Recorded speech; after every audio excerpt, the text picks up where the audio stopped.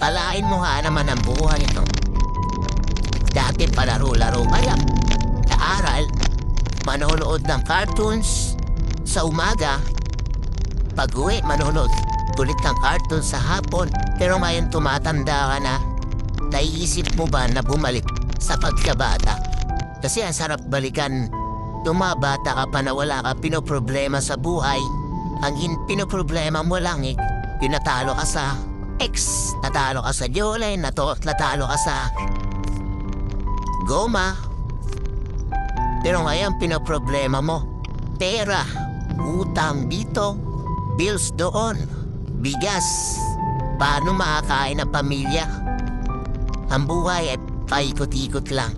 Ngayon bata ka, pero dadating ang araw, natatanda ka rin. At ang mga anak mo ang magpapaalala sa'yo na minsan ka naging bata at naranasan ang mga bagay na nararanasan nila ngayon. Dahil ang buhay natin ay hiram lamang sa ating Panginoon. Hindi natin alam kung kailan tayo kukunin.